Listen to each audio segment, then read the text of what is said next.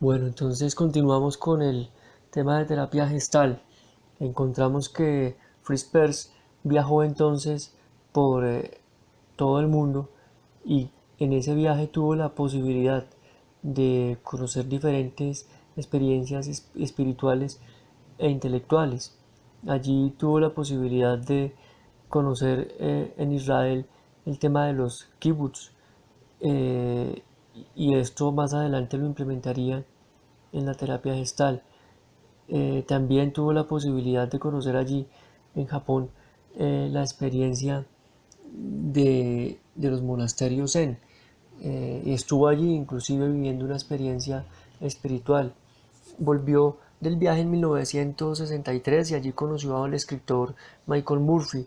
eh, y este hombre, este escritor, había heredado un terreno en Big Sur, California, y con su amigo Richard Price habían instalado un instituto donde trabajaban lo que ellos llamaban la gran visión. Era una nueva concepción de vida y de relaciones humanas. Eh, Como que en esa época se empezaban a ver nuevos paradigmas y aparecían personajes como Aldous Huxley, Arnold Toynbee, Paul Tillich, Norman Brown, que eran personas muy veneradas. Murphy y Price querían convertir el lugar en un centro de desarrollo humano. Sin embargo, pues por esa época empezó siendo simplemente un lugar donde se encontraban muchos hippies bebiendo, fumando marihuana y dialogando sobre temas intelectuales. Murphy invitó a Peirce a que se uniera a esta actividad. Eh, Peirce no se sentía muy motivado a participar y algunas personas no estaban de acuerdo con que él participara porque consideraban que estaba ya muy viejo. El lugar estaba sobre la costa a 300 kilómetros al sur de San Francisco y le pusieron el nombre de una tribu que realizaba unas ceremonias allí. Le colocaron el Salem. Finalmente, Peirce aceptó participar y empezó a trabajar con ellos en 1964. Sin embargo, estaba muy mal del corazón, ya tenía 72 años, era 1965 y parecía que ya todo había acabado para él. Estaba muy enfermo. Entonces experimentó un nuevo renacimiento. Conoció a la fisioterapeuta Ida Rolf, que fue la creadora del Rolfing. Ella le alineó la columna y le corrigió su pecho, que estaba hundido. Y allí empezó a tener una nueva fuerza. Se construyó una casa muy bonita que después sería muy famosa y allí empezó a escribir sus memorias en un libro titulado Dentro y fuera del tarro de basura. Sus talleres se empezaron a volver famosos y asistían muchísimas personas. Era los años 60, con el tema de Vietnam, la primavera de Praga, la revolución sexual, los feministas, los hippies, la música rock, y parecía que era una época muy buena para el desarrollo de la terapia gestal.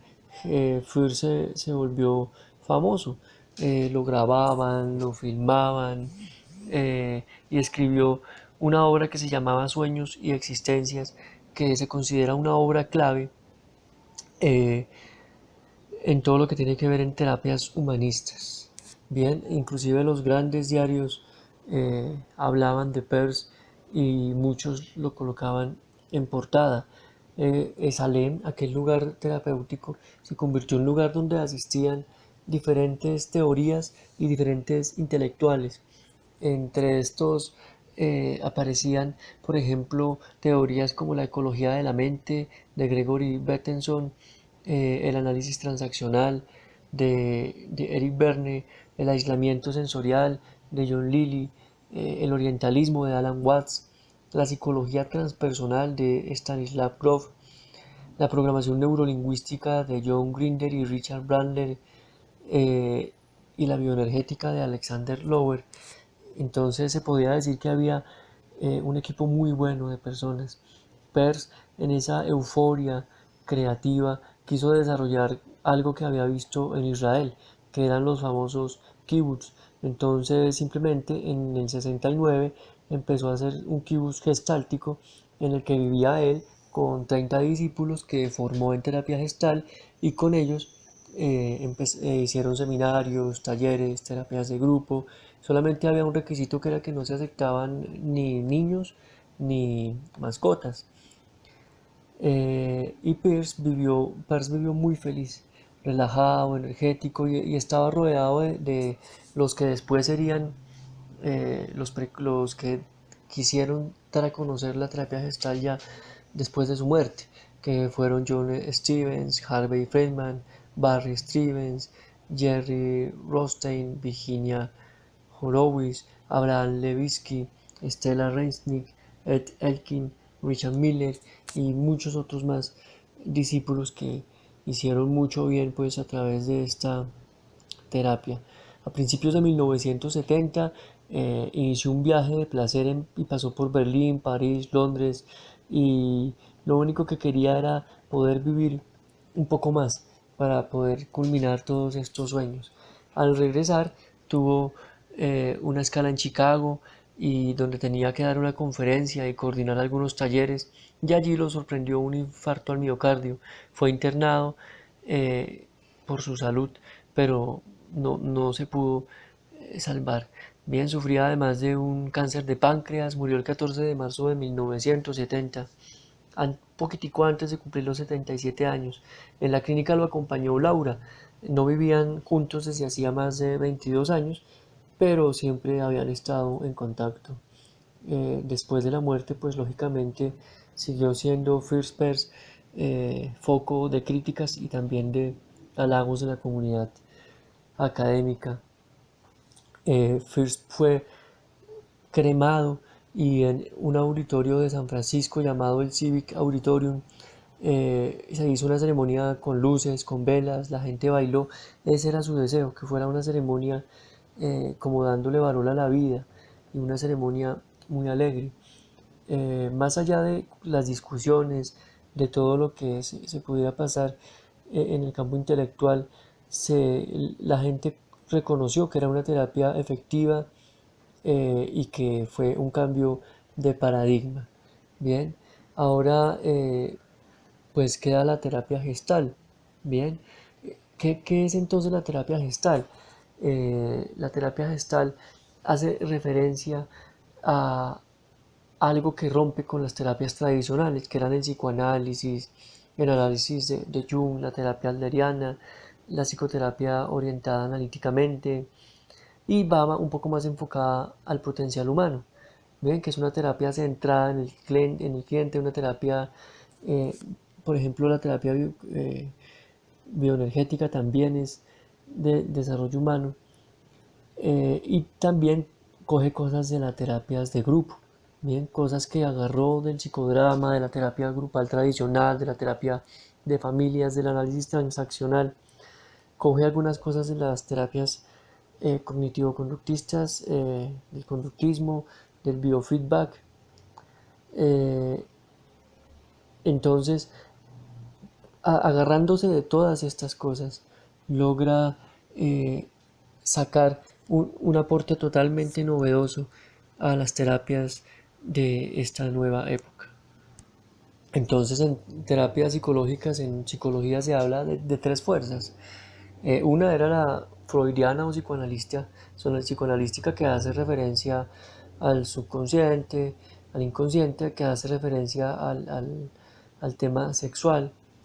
Eh, Después sigue la segunda fuerza que es la conductista o experimental positivista, que hace referencia a lo que se puede ver, a lo que se puede medir y a la modificación de conducta.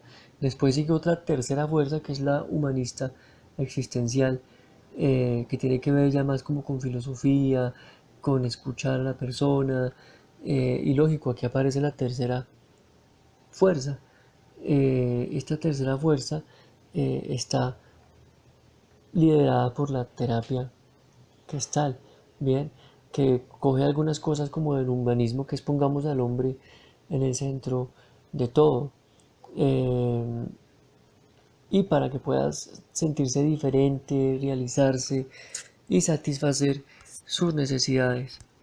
La gestal se niega a diferenciar a la gente entre enferma y sana. Bien. Eh, entonces, y considera que es una terapia que no le sirve solo a la gente que está enferma, sino a todo el mundo precisamente para desarrollar el potencial humano. Considera que el hombre es un sistema, eh, y cree que no todo es simplemente una cuestión de causas y efectos. Bien, como lo decía, ellos siempre han dicho, los gestaltistas, que la terapia gestal es tan buena que no puede, que sería injusto reservárselo solo para las personas que sufren alguna dificultad o algún trastorno. Eh, Muchas personas han tratado de clasificarla como filosofías, pero realmente es una combinación de posiciones. La Gestalt busca, en fin, una visión integradora, holística del ser humano, valorizando sus dimensiones efectivas, intelectuales, sensoriales, sociales, espirituales, emocionales y fisiológicas. Para ello, se nutre básicamente de dos corrientes. Una es la fenomenología y la otra corriente es el existencialismo. En la fenomenología basó los conceptos de describir más que de explicar. Es más importante indagar en el por qué. Por ejemplo, hace referencia a que es más importante la percepción corporal de la vivencia inmediata y lo considera como algo esencial. Dice que lo fundamental es el proceso que se desarrolla aquí y ahora. Desde el existencialismo, la terapia gestal también tomó otras cosas que considero buenas, otros elementos. Por ejemplo, la vivencia concreta está por sobre las abstracciones. La prioridad es lo vivido y hay que reflexionar para actuar.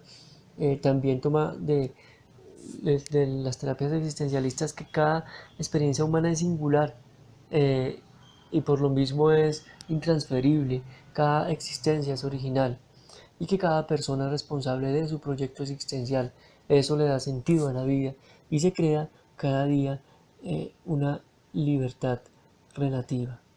Bien, además de sus contactos con la fenomenología y el existencialismo, la terapia gestal tiene una estrecha relación con las corrientes de pensamiento oriental.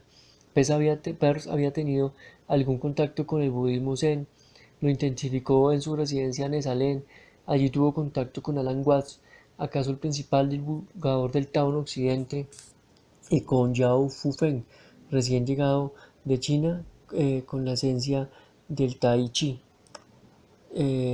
Todo esto lo tomó eh, para fortalecer su terapia gestal. Hablaba de que en la ciencia tradicional el hombre es considerado como un observador, pero que en esta nueva visión holística el hombre se incluye en la situación, el hombre es partícipe y está comprometido en las cosas que ocurren y así las puede entender mejor. Entre los nombres fundamentales de la ciencia contemporánea concebida de esta visión se cuentan a Fritjof Capra, Humbert Reeves, Jean Charon, Mitao Ichikawa, Oliver Costa de Beauregard, etc. A ellos se debe el nexo entre el pensamiento milenario de Oriente y los nuevos paradigmas de Occidente. Ellos parten de un profundo estudio del Tao Te Ching, libro escrito por Lao Tse en el siglo V a.C. Es conocido como el libro de la vida, recorre mediante metateorías las leyes de lo natural y sobre todo propone la intervención en el curso de las cosas. Bien, la no intervención en el curso de las cosas. El Tao propone dos principios esenciales, el yin y el yang. El yin, que es considerado como lo femenino, que comprende la belleza, la dulzura, la suavidad, la tierra, la luna, lo blando, es como estable.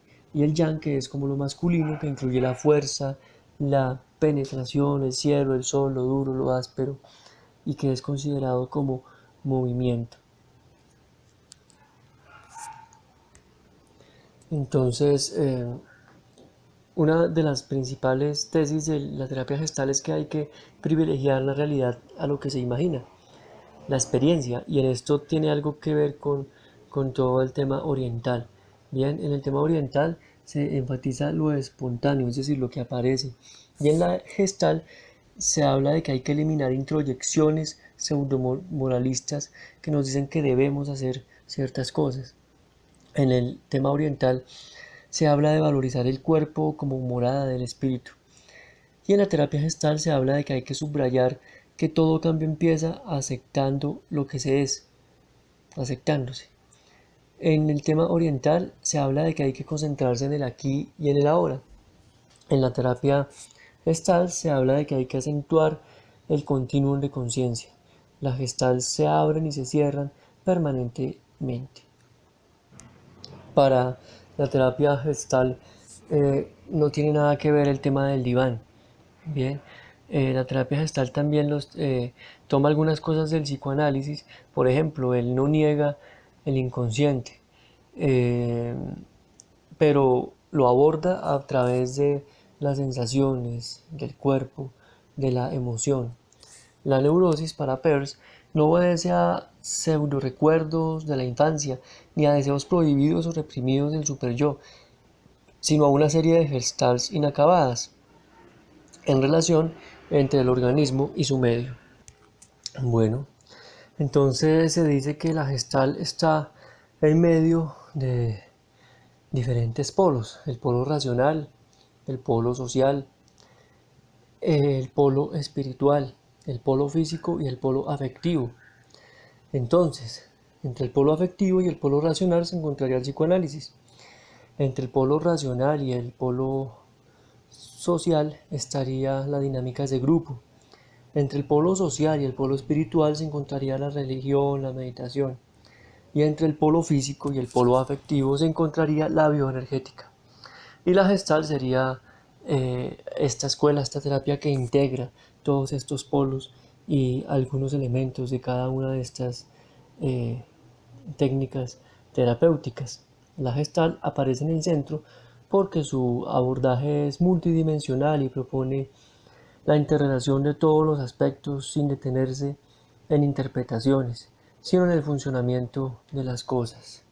Bien, entonces, bueno, los experimentos o juegos trabajados en terapia gestal son representaciones que cumplen durante la práctica, no son una serie de técnicas vacías. Usar una almohada no es practicar gestal. Las técnicas responden a un espíritu profundo, que a la vez son un enfoque de ver la vida. Solo adquieren sentido tomadas en un conjunto y también dependen de la singularidad de cada terapeuta. Las técnicas gestálticas trabajan desde el aquí y en el ahora, enfatizan en las sensaciones, buscan que el paciente se dé cuenta de lo que hace para impedirse a sí mismo cumplir con sus necesidades y cerrar sus gestales. También toman en cuenta la diferencia entre yo y tú en el tema terapéutico, paciente terapéutica, sin dejar de destacar la independencia y la responsabilidad que tiene cada persona sobre su propia vida y pues por lo tanto sobre sus problemáticas. Hace énfasis en el darse cuenta, que es el famoso awareness. Puede definirse como una toma de conciencia integral sobre lo que me pasa, dándome cuenta de mis sensaciones físicas, sentimientos, lo que me estoy imaginando y de lo que pasa en el mundo. Y esto se puede lograr a partir de 4 preguntas que son: ¿qué estás haciendo? ¿Qué sientes ahora? ¿Qué tratas de evitar en este momento? ¿Y qué quiero o qué espero de ti? Bueno, este encuentro terapéutico, este darse cuenta, permite que la persona cierre situaciones inconclusas. Bien, y el terapeuta debe estar también atento a lo que siente, a lo que percibe, a lo que experimenta, y esto es lo que se llama un continuum de conciencia. Otra técnica de la terapia gestal de la que se habla mucho es la silla vacía. Bien, y allí eh, se dice que suele reemplazarse por una almohada. El paciente ubica imaginariamente a cualquier personaje de su vida con el cual tiene una situación inconclusa y habla con él, le pregunta y al mismo tiempo pues responde. Por ejemplo, ¿por qué te fuiste? ¿Por qué nunca me expresaste amor? Despedirse de una persona que ya no está, después tomar la posición de esa persona y contestar para poder escuchar, para poder entender la posición de la otra persona, ¿bien? Y esto da una gran paz, ¿bien? Es una oportunidad para eh, poner en acción los sentimientos y ponerlos en acción también, en contraste con lo que se actúa. Y para cerrar en el aquí y en el ahora situaciones inconclusas, eh, si se usa exageradamente, pues se pierde el contacto con el terapeuta. La silla vacía permite también poner en juego un concepto clásico del enfoque gestáltico, que es poder colocar las diferentes facetas de, que tienen que ver con las facetas de, por ejemplo, las exigencias que nos hacemos, eh, los deseos que tenemos, pero al mismo tiempo los miedos que tenemos y poder colocar esas polaridades en discusión. Bien, y esto permite darse cuenta de los personajes que introyectamos, de los discursos que introyectamos. Bien, también se encuentra el monodrama.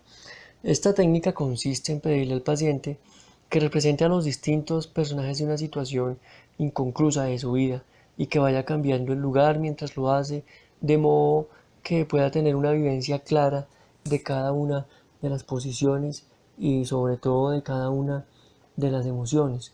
No solo es posible representar a una persona, sino también emociones, órganos o necesidades.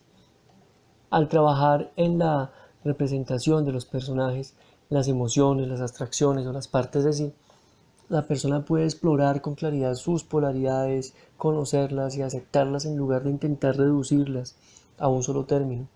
También puede registrar las diferencias y las similitudes con otras personas de su vida. Está en condiciones de percibir que la vida se manifiesta como un equilibrio dinámico y puede encontrar homeostasis. Hay otra técnica que es la amplificación o la exageración, que consiste en exagerar ciertas actitudes, ciertos movimientos, ciertos comportamientos a manera de caricatura para que la persona se dé cuenta de lo que está haciendo. Por ejemplo, maldecir. Entonces se le pide que maldiga con mayor intensidad, con mayor volumen en la voz y la persona se da cuenta de lo que está haciendo. Al amplificar su movimiento y su gesto, al decir en voz alta lo que pasa, la persona se escucha, rompe el confuso soliloquio interior. Se trata de una experiencia reveladora, pero que también permite modificar. Bien, hay otra técnica que es hablar al otro, que es una interpelación directa. Esto es esencial en el trabajo gestáltico. El terapeuta desalienta aquellas frases que, al no dirigirse al destinatario específico, impiden contacto emocional. También forma parte de la misma cuestión el no hacer lectura de la mente, es decir, no proyectar en el otro los propios pensamientos, deseos, temores, fantasías. La interpretación directa apunta a generar contactos más directos sin justificaciones, explicaciones, argumentaciones, excusas o intentos de convencer, contactos en los cuales lo que se imponga al como sí. Este tipo de diálogo requiere de honestidad, el propósito de decir lo que se siente, se piensa, se desea y aceptar lo que se escucha sin juzgar.